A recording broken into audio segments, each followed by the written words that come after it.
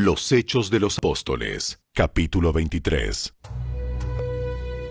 Mirando fijamente al Concilio Supremo, Pablo comenzó: Hermanos, siempre he vivido ante Dios con la conciencia limpia. Al instante, Ananías, el sumo sacerdote, ordenó a los que estaban cerca de Pablo que lo golpearan en la boca. Pero Pablo le dijo: Dios te golpeará a ti, hipócrita corrupto. ¿Qué clase de juez eres si tú mismo infringes la ley al ordenar que me golpeen así? Los que estaban cerca de Pablo le dijeron: ¿Te atreves a insultar al sumo sacerdote de Dios? Lo siento, hermanos. No me había dado cuenta de que él es el sumo sacerdote, porque las Escrituras dicen: no hables mal de ninguno de tus gobernantes.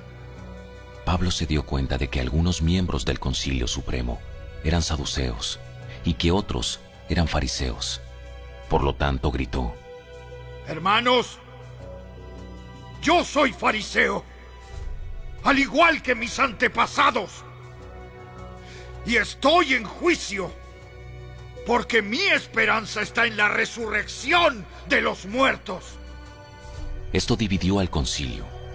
Puso a los fariseos contra los saduceos, porque los saduceos dicen que no hay resurrección, ni ángeles, ni espíritus, pero los fariseos sí creen en todo esto. Así que hubo un gran alboroto. Algunos de los maestros de la ley religiosa que eran fariseos se levantaron de un salto y comenzaron a discutir enérgicamente. Nosotros no encontramos nada malo en él. Tal vez algún espíritu o ángel le habló. Como el conflicto se tornó más violento, el comandante tenía temor de que descuartizaran a Pablo, de modo que les ordenó a sus soldados que fueran a rescatarlo por la fuerza y lo regresaran a la fortaleza. Esa noche, el Señor se le apareció a Pablo y le dijo: Ten ánimo, Pablo. Así como has sido mi testigo aquí en Jerusalén, también debes predicar la buena noticia en Roma. A la mañana siguiente, un grupo de judíos se reunió y se comprometió mediante un juramento a no comer ni beber hasta matar a Pablo. Eran más de 40 los cómplices en la conspiración. Fueron a los sacerdotes principales y a los ancianos y les dijeron: Nos hemos comprometido mediante un juramento a no comer nada hasta que hayamos matado a Pablo. Así que ustedes y el Concilio Supremo deberían pedirle al comandante que lleve otra vez a Pablo ante el concilio. Aparenten que quieren examinar su caso más a fondo. Nosotros lo mataremos en el camino. Pero el sobrino de Pablo, el hijo de su hermana, se enteró del plan y fue a la fortaleza y se lo contó a Pablo. Pablo mandó a llamar a uno de los oficiales romanos y le dijo: Lleva a este joven al comandante. Tiene algo importante que decirle. Entonces el oficial lo hizo y explicó: El prisionero Pablo me llamó y me pidió que le trajera a este joven porque tiene algo que decirle. El comandante lo tomó de la mano, lo llevó a un lado y le preguntó: ¿Qué es lo que quieres decirme? El sobrino de Pablo le dijo: Unos judíos van a pedirle que usted lleve mañana a Pablo ante el Concilio Supremo, fingiendo que quieren obtener más información. Pero no lo haga. Hay más de 40 hombres escondidos por todo el camino, listos para tenderle una emboscada. Ellos han jurado no comer ni beber nada hasta que lo hayan matado. Ya están listos. Solo esperan su consentimiento. Que nadie sepa que me has contado esto. Entonces el comandante llamó a 2 de sus oficiales y les dio la siguiente orden: Preparen a 200 soldados para que vayan a Cesarea esta noche a las 9. Lleven también 200 lanceros y 70 hombres a caballo. Denle caballos a Pablo para el viaje y llévenlo a salvo al gobernador Félix. Después escribió la siguiente carta al gobernador: De Claudio Lisias, a su excelencia, el gobernador Félix. Saludos. Unos judíos detuvieron a este hombre y estaban a punto de matarlo cuando llegué con mis tropas. Luego me enteré de que él era ciudadano romano. Entonces lo trasladé a un lugar seguro. Después lo llevé al Concilio Supremo Judío para tratar de averiguar la razón de las acusaciones en su contra. Pronto descubrí que el cargo tenía que ver con su ley religiosa. Nada que merezca prisión o muerte, en absoluto. Pero cuando se me informó de un complot para matarlo, se lo envié a usted de inmediato. Les he dicho a sus acusadores que presenten los cargos ante usted. Así que esa noche, tal como se les había ordenado, los soldados llevaron a Pablo, lejos como hasta Antípatris. A la mañana siguiente, ellos regresaron a la fortaleza, mientras que las tropas a caballo trasladaron a Pablo hasta Cesarea. Cuando llegaron a Cesarea, lo presentaron ante el gobernador Félix y le entregaron la carta. El gobernador la leyó y después le preguntó a Pablo de qué provincia era. De Cilicia. Yo mismo oiré tu caso cuando lleguen los que te acusan. Luego el gobernador ordenó que lo pusieran en la prisión del cuartel general de Herodes.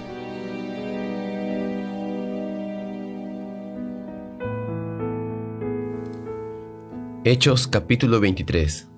Pablo en esta ocasión está siendo interrogado y acusado delante de un concilio supremo que era compuesto por religiosos, los saduceos y otro grupo de fariseos.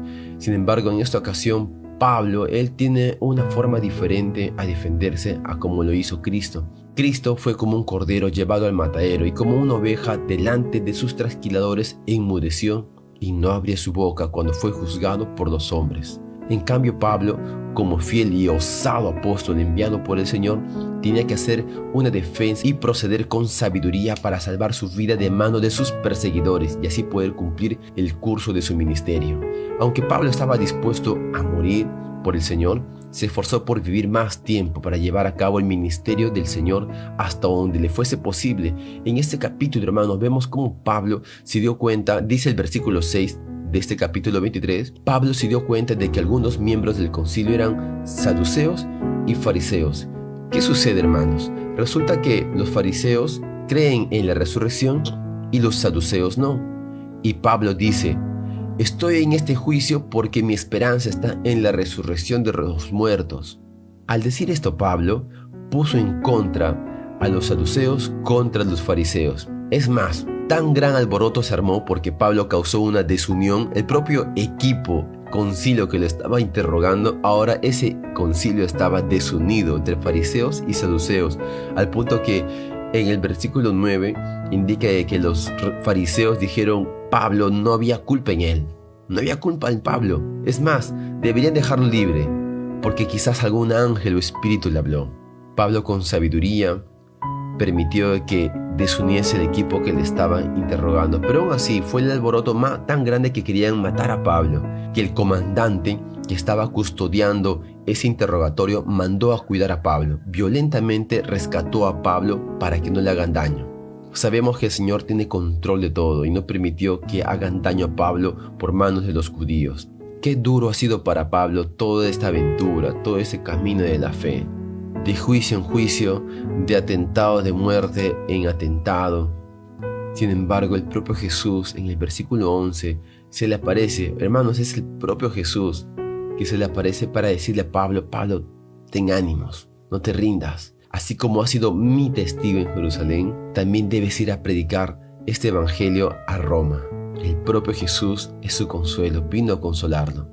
Satanás podría instigar a los judíos fanáticos y utilizar a los políticos gentiles para atar y amarrar a los apóstoles y a fin de frenar su ministerio evangélico, pero no podía atar a los testigos vivientes de Cristo. Cuanto más ataban a los apóstoles, más prevalecientes y resplandecientes llegaron a ser estos mártires de Cristo. Ahora, cuando Jesús se aparece ante Pablo, prácticamente el Señor Jesús le está diciendo que no lo va a rescatar de las cadenas, sino que lo va a dejar en ellas, lo va a dejar preso para que pueda ir a Roma y testificar de Jesucristo, como lo había hecho en Jerusalén. El Señor se le aparece para alentar a Pablo con este propósito. Amado hermano, el Señor es tu fortaleza, Él es tu consuelo.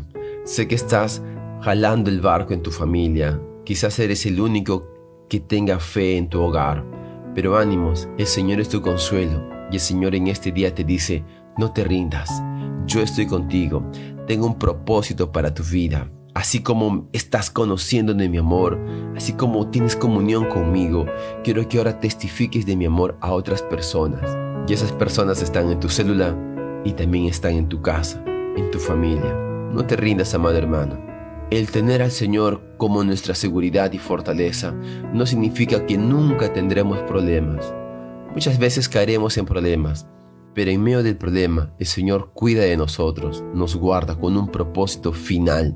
Ánimos, amado hermano, que el Señor está contigo. Y si el Señor está contigo, ¿quién contra ti? Que este devocional sea de mucha fortaleza para tu vida. Que Dios te bendiga.